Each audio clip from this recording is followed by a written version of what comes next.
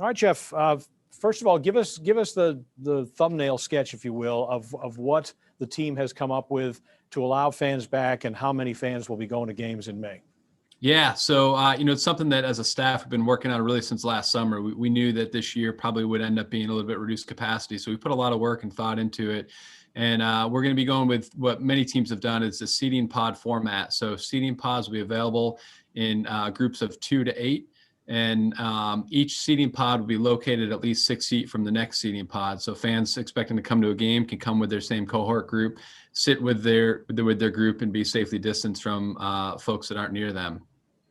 This is a plan that must have taken an awful lot of heads together to figure out how in the world you make this work. How did you do it? It did. Well, we started last summer by going out and plotting out the ballpark. And one of the big things for us, too, is that we didn't want folks to have to cross over in front of somebody to get to their seat. So just looking at how we can use the ends of some aisles and the middle of other aisles. And, we've got a great front office staff, and we all put in a lot of time last summer looking at it. And then our ticket folks really kind of picked up the ball over the last couple of months and fine-tuned the plan to make sure that, we can maximize the amount of seats that we have, but also make sure it's done safely. And I presume you had to get the state to sign off on the percentage of how many fans could be there.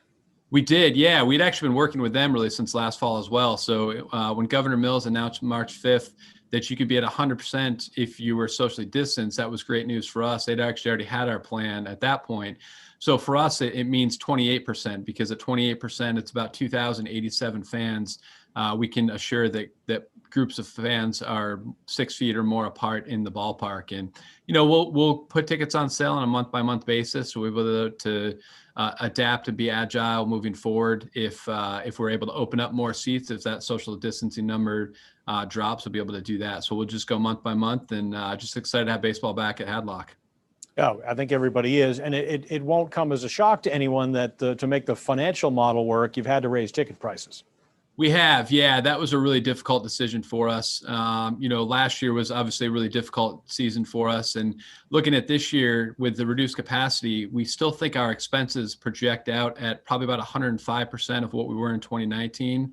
And so for this year, being at only 28% capacity, we did have to raise ticket prices. But, as we're able to open up more capacity, we'll bring those ticket prices back down. And certainly, hopefully in 2022, when we're back to 100% capacity, we'll make sure the ticket prices go back down to where they typically are. It seems to me that this kind of news coming as spring really starts to take hold kind of gives an emotional lift to a lot of people.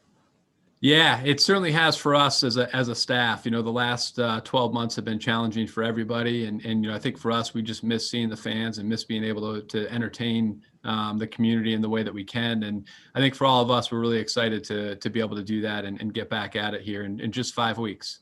All right. Well done. And keep us posted on how this goes. And the month by month thing, I imagine, will be a little bit of a challenge. People want to plan ahead for the summer, but I guess the way you explain it makes sense. Yeah, it definitely will be. And we'll try to get them on sale with about 2 or 3 weeks left before the start of the next month. But it just allows us the opportunity, if things change, to be able to increase capacity. All right. Geoff, thanks very much. Appreciate your time. Hope we'll see you soon. Thank you. Have a great day. You too.